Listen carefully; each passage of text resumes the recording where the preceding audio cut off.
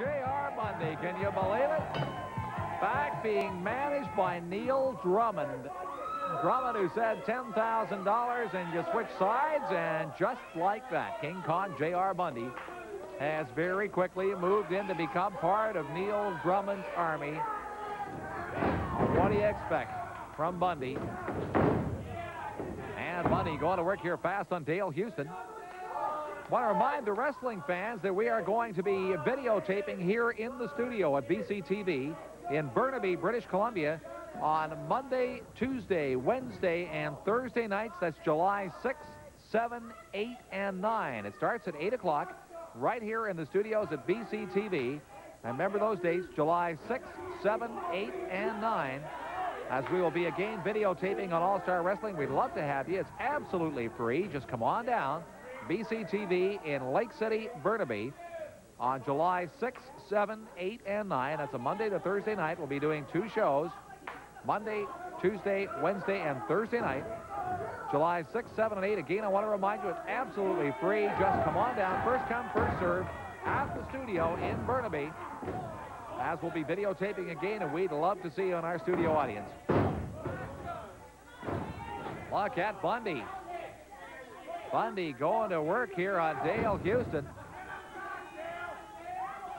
King Kong J.R. Bundy. He is one vicious animal of a guy. Look at that, digging the fingers right into the eyes of Dale Houston and then pulling back. Now that could blind a man. And ripping on the back. Unbelievable what this guy will do. J.R. Bundy gets that claw out there. Catches Houston. Speaking of matches, I want to remind you, next week on All-Star Wrestling, right here on All-Star Wrestling, we will have the World UWA Championship match. The World Championship match between Flowers and Rick Davis. Flowers and Davis, the World Championship match next week right here on All-Star Wrestling. So you want to be sure you're around for that. Now you can see that J.R. Bundy had Houston beat if he wanted to. No problem, but he picked him up off the mat. Bundy's 352 pounds, 6'2". Dale Houston, 220 pounds, 5'11". So you can see there's quite a difference in size between these two. And again, look at this guy, Bundy, again going for the eyes. And there, UA is not around here at the moment. Mauro Ranallo, unfortunately, is out of town, unavailable to be at our match today. And once again, Houston is out. Into the ring and right out again, as King Kong J.R. Bundy is just out to torture him.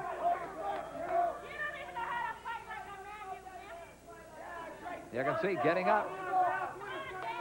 Houston is hurting, but still gets up there. There's a little conversation going on in the corner between Drummond and Bundy. There's Bundy. Well, Houston almost makes it back into the ring. Gary Allen telling Bundy to back off until Houston can get back into the ring. Here's Houston coming into the ring. Bundy grabs him by the hair, across the ring, throws that elbow out. It's an elbow smash right to the neck of J.R. Bundy.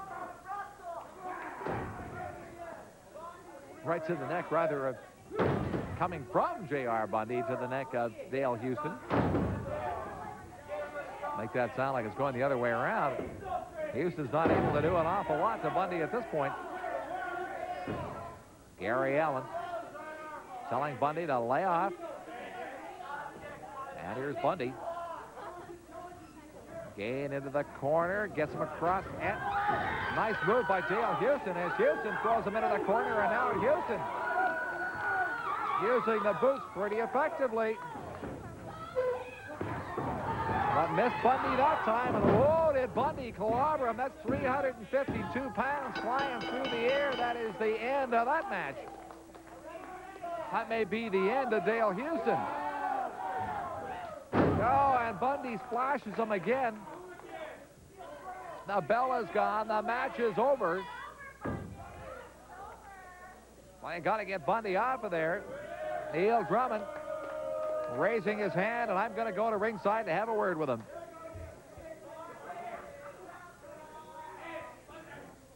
King Kong J.R. Bundy, not only is the match over, but he splashes him right after the match afterwards. I got to talk to this guy for just a minute. I want to talk to this man right here for just a second. Listen, you believe he's got $10,000? I've got it right in the dressing room right now, Ed Carl. Right in a check. A check? A check. My checks are good. They don't bounce. Listen, Rick Davis, $10,000 is a lot of money. It's a lot of money. It can buy me a lot of food, brother. Now, let me tell you, I have had it being nice to these BC idiots. It was making me sick how nice I was. Now I'm back. Now I'm back. You idiots. You just shut your mouth. These people probably never even seen $10,000 in their life. That's right. They don't know. They don't know that I can be bought. Every man has his price, and Neil Drummond hit it right on the head. You talk to somebody. Neil Drummond hit him on there for 10 grand, huh? I want to say something, Ed Carl, to you, Mr. Wise Guy TV announcer. You know, I get a lot of cards and letters coming in from people all over the world, and they're saying, Jonathan, how can you put up with that Ed Carl interrupting you, cutting you off all the time? How can you stand it? I never do that. You do, and you know what? Do I ever interrupt him and cut him off? Well, you know one thing, though, you shouldn't interrupt him. An astute gentleman like he is, as long as you don't interrupt me either. I didn't interrupt him. Now, one thing, Rick Davis, like I said, you thought... Maybe I might have interrupted him. Did I interrupt him? You interrupt me all the time. You interrupt me, you interrupt him. A man of magnitude. I want a little bit of respect. These people back here, they loved and worshiped me for years as a wrestler. Now I won't tell him to do nothing. I don't tell nobody to do nothing. You know, I'm fed up with you interrupting me. The people are fed up with you interrupting me, and I want it to stop. I want the respect I deserve from now on, or you won't. And I repeat, Pete won't have me to kick around anymore, Ed Carl. Is that a promise? Is he telling me that he might leave? Oh, no, he'll never leave because he wouldn't want to break your heart, Ed Carl. One thing, Rick Davis, you got what you paid for, man. I got what I paid for, and that's a 352-pound giant. It cost me $10,000. It cost me a lot of gold, a lot of marbles, but I got them. And Rick Davis, I don't care. You've done me a lot of harm. You've broken my cane. You've taken away the Canadian Junior Championship. You've done me everything wrong in the world that's possible. And now I'm going to get back at you one way or the other. Joe Cagle, it's been so long, brother. I miss you. I miss you. Now we're going to be doing some tag teaming all over British Columbia now. You watch it, boys. You watch it, you little geeks and pencil necks and Nazis and everything like that. You just get out of my face because when I'm walking down your town, you better watch it out. I don't like that when he gets that close. I'll come here a little bit. I don't like being that close to him when he moves that bat around. You see, Ed Carl, I told you he'd be back, and he's back better and more beautiful than ever. And I'm glad, and I repeat, glad to see him back. A good-looking man like Bundy, a good-looking man like myself. We go hand in hand, Ed Carl. Beauty and...